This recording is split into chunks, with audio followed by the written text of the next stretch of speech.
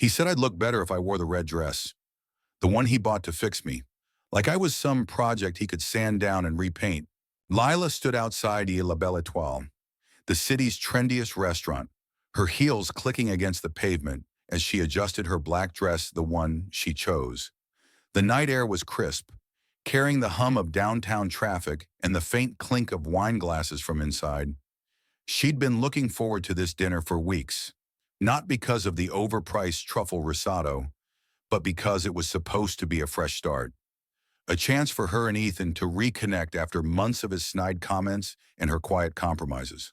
She spotted him through the restaurant's glass doors, leaning against the bar, his tailored suit screaming confidence. Ethan always looked like he belonged, no matter where he was. It was one of the things that drew her to him 2 years ago, his effortless charm, the way he could command a room with a smile. But lately that charm had soured, twisting into something sharper, something that cut. Lila pushed through the revolving door, her heart thudding with a mix of hope and dread. She'd spent an hour getting ready, not for him, but for herself to feel like the woman she used to be, before Ethan's suggestions started chipping away at her. The black dress hugged her curves. Her hair fell in loose waves, and her lipstick was a bold crimson that screamed, "I'm still here." Ethan turned as she approached, his eyes scanning her from head to toe. No smile, no warmth, just a slight tilt of his head, like he was appraising a car before a test drive. "You're late," he said, his voice clipped. "And what's with the dress I told you to wear, the red one? It's more appropriate?" Lila froze, her smile faltering. "Appropriate," she echoed, her voice low but steady. The word felt like a slap, sharp and deliberate. Around them, the restaurant buzzed with laughter and clinking cutlery, oblivious to the storm brewing at the bar. "Yeah," Ethan continued, swirling his whiskey glass. "The black one's too loud. You look like you're trying too hard. And honestly, Lila, you could have done something about your hair. It's a mess."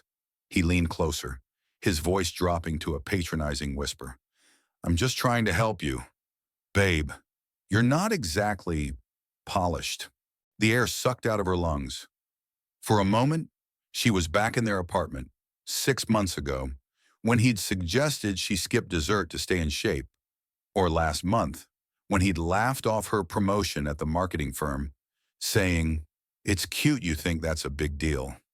Each jab had been small, subtle, but they'd piled up, heavy as bricks, until she could barely recognize the woman staring back in the mirror. But tonight, something snapped. "I'm not your dog, Ethan," she said, her voice cutting through the hum of the restaurant. Heads turned. A waiter paused mid-step. Ethan's glass stopped halfway to his lips, his eyes widening. "What did you say?" he asked, his tone a mix of amusement and warning. Lila stepped closer, her hands trembling but her gaze unflinching. "I said, I'm not your dog. I don't sit when you tell me to. I don't wear what you pick out. And I sure as hell don't need you to fix me." Her voice rose, steady and fierce, drawing more eyes. "I'm done letting you treat me like some project you can mold into your perfect little trophy." Ethan laughed, a sharp, nervous sound. "Lila, calm down. You're making a scene." He reached for her arm, but she yanked it away, her heels clicking as she stepped back. "A scene," she said, her voice dripping with sarcasm. "Oh, I'm just getting started." The restaurant seemed to hold its breath. Lila's heart pounded, but it wasn't fear, it was freedom. She could feel it, hot and wild, coursing through her veins. For 2 years, she'd bent over backward to please him, swallowing her pride, her voice, herself. She'd let him rewrite her, line by line, until she was a shadow of the woman who'd once laughed too loudly and danced in the rain without caring who watched. But not anymore. 2 years. "Ethan," she said, her voice shaking with raw emotion. 2 years I let you chip away at me. You criticized my clothes, my job, my laugh. You made me feel small, like I was lucky to have you. But you know what? I'm done.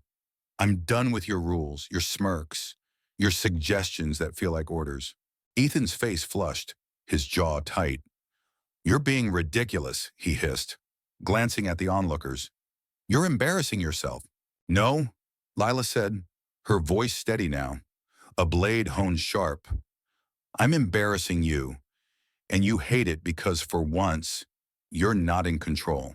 She turned on her heel, her black dress swishing like a battle flag. The restaurant's glass doors loomed ahead, promising escape. But before she walked out, she looked back, her eyes locking onto his. "I'm not your dog, Ethan, and I'm not your period." The night air hit her like a wave as she stepped outside, cool and electric against her skin. The city pulsed around her car horns, neon lights, the distant thrum of music from a nearby club. She stood on the sidewalk, her breath visible in the chilly air, and for the first time in months, she felt alive. Behind her, Ethan stumbled out of the restaurant, his face a mix of anger and desperation. "Lila, wait, you can't just walk away like this." She didn't turn around. "Watch me," she called over her shoulder, her voice steady as she strode toward the glowing heart of the city. The days that followed were a blur of liberation and reckoning. Lila moved out of their shared apartment, packing her things while Ethan was at work. She left the red dress on his bed, a silent middle finger to his control. She crashed on her best friend Mia's couch, surrounded by takeout boxes and laughter, rediscovering the parts of herself she'd buried. Mia, with her wild curls and no-filter attitude, was the perfect ally. "You're a badass," Mia said one night, pouring Lila another glass of wine. "You just needed a reminder." Lila threw herself into her work, pitching bold campaigns that made her boss raise an eyebrow before nodding in approval. She started running again, not to stay in shape, but because she loved the burn in her lungs, the rhythm of her feet against the pavement. She laughed louder, wore brighter colors, and stopped apologizing for taking up space. But Ethan didn't fade quietly. He texted her non-stop apologies laced with excuses, promises to do better that reeked of manipulation. When she blocked his number, he showed up at her office, all charm and crocodile tears. "I miss you," he said, standing in the lobby with a bouquet of roses. "I didn't mean to hurt you." Lila looked at him, really looked, and saw him for what he was, a man who thrived on control, who loved her only as far as she fit his mold. "You didn't hurt me, Ethan," she said, her voice calm but firm. "You underestimated me, and that's your loss." She walked away, leaving him standing there with his roses and his regrets. Months later, Lila sat at a new cafe, her laptop open to a glowing review of her latest campaign. The sun streamed through the window, warming her face. She wore a yellow sundress, bold and unapologetic, her hair loose and untamed. Across from her, Mia was ranting about her latest dating disaster, and Lila laughed, the sound bright and free. She thought about that night at La Belle Étoile, the moment she'd chosen herself over Ethan's leash. It wasn't just about leaving him, it was about reclaiming her voice, her worth, her life. She wasn't perfect, and she didn't need to be. She was enough. And as she sipped her coffee, watching the city hum outside, she felt something she hadn't in years: peace. What do you think? Reader, was Lila right to walk away? Or should she have given Ethan a chance to change? Where do you draw the line between love and control, between compromise and surrender? Share your thoughts, because every story, like every choice, sparks a conversation about what's right, what's fair, and what it means to stand up for yourself. The end.